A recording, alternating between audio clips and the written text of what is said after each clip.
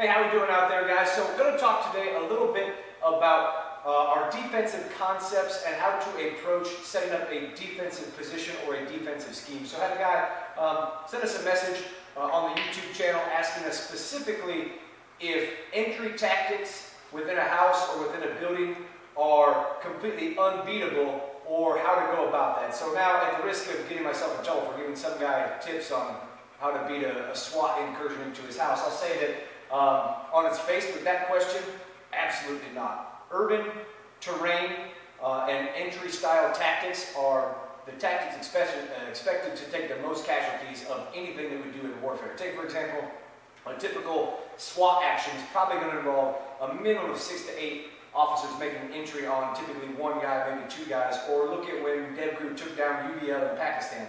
24 guys went into a compound where they were expected to be about a half a dozen or so people in there. So in that scenario, entry tactics are very beatable. We're not going to talk about them specifically. We'll talk about defensive schemes or the concept of setting up a defense in general, and then obviously you can kind of think through, we can and talk in the comments about how to go about it. So I'll put this acronym in the comments section when we get done, or in the description section when we get done. So we're talking about defensive concepts. We're talking about one acronym in particular, KOCCOA. All right, so now, depending on whether you're East Coast or West Coast Marine, or whether you're a machine gunner in the Marine Corps, there's a little bit of variation in what the individual letters might mean in the acronym of KOCCOA. So I included all of those because I think they all have relevance when we talk about it. So we'll go ahead and we'll start right from the top here. So we've got K, key terrain. All right, key terrain, that one's kind of obvious. Typically people are going to say, hey, you know, if we're out in the environment, that means that we want the high ground, or we want areas that are very restricted, or natural choke points such as bridges, or really restricted terrain such as bogs and swamps, things like that. Could potentially be valleys between very high points or mountains, passes, things like that. Another thing to think about that's a little bit not quite as obvious is if we take, for example, in World War II, when the Allies were advancing after the invasion of Normandy in the campaign, they were getting to the fall of '44, and the supply lines were stretched extremely thin. So the idea was to take the port of Antwerp that was held by the Germans, and so the Allies were actually able to take the port from the sea, and they took most of the surrounding area, but the Germans were able to hold what's actually called the Scheldt estuary, and the estuary is actually about 20 miles long. So the distance between the actual port of Antwerp and the sea is like 20 miles, and there's a ton of islands out there. And so the Germans very smartly, very wisely controlled these islands and put, you know, defensive artillery and positions and things on that, and actually kept the Allies from able to get that for a long time. So that's key terrain, but not always one that we think of as very obvious. So last kind of, you know, example with that is if we're talking about actually being inside of structures, inside of buildings. Typically, the key terrain is the avenues of approach or where we move. So that's the hallways and the stairways, things like that, what people need to cross to get around. And so, second one, we got O, observation.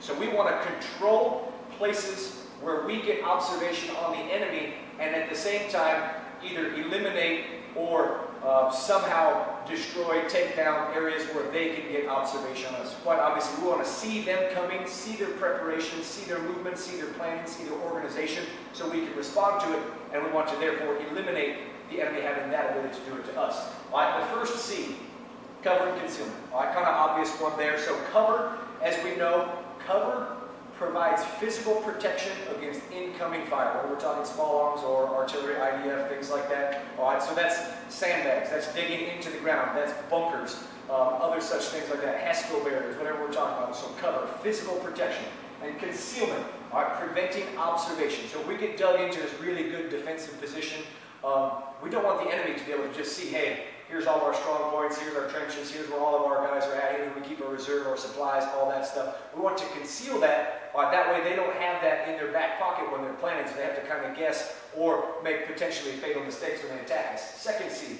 channelize and comms, or communications. All right, so channelize is typically what the machine gunners, when they use KOCCOA, are going to talk about. So channelize is exactly what it sounds like. So what we want to do is we want to physically control the terrain. And if we get a chance, even build into our defensive scheme things that make the enemy channelize or canalize or funnel them into areas where we have a lot of defensive fires, whether it's just machine guns, small arms, or we start talking about indirect fires such as mortars, artillery, and things like that. So we want to channelize them by using the terrain, using obstacles, using the way that we set up our defensive scheme. And then communication. So communication can mean a couple of things. Obviously, we talk about radios, sat phones, things like that. We want to have our good communication when it comes to that. But that also means the lines of communication. So anybody who's ever heard the term lines of communication when they're reading anything about military operations, lines of communication does not mean an actual freaking telephone wire. What lines of communication means is the ability to move freely from your front to your rear and vice versa. Meaning, if an enemy surrounds completely an entire position, you don't have the ability to move back to the rear or to move from the rear forward to communicate, to take casualties, to take ammunition, supplies, and things like that. So the enemy is able to control that. So we want to have the lines of communication open as well as, obviously, our electronic communication. All right, obstacles. All right, this one's kind of obvious. And as you'll notice, everything has a little bit of overlap in it, and obviously so. It makes sense. All right, if we're trying to build a defensive position, all these things should be mutually supported. Okay, so obstacles when it comes to that. So barbed wire is always the most obvious one. Roadblocks, all right, so things that you might see now in the global war on terror where we use things like pesco barriers and T-barriers to either channelize traffic into specific spots or to completely block off certain roads or routes and things like that, either so nobody can go on it or so that only our traffic can go on there. So obstacles. We want to inhibit the enemy's ability to maneuver against us. So not only do we want to slow them up and keep them from being able to mass, keep them spread out, we want to force them into areas where we are strong and where we have the ability to resist them and force them away from areas where we are weaker and don't have as much ability to resist them. Okay, and the last one here, avenues of approach. So that one's kind of an obvious one, but avenues of approach, the obvious answers are roads, paths, trails, things like that. Those are the obvious ones. But we're also talking about waterways.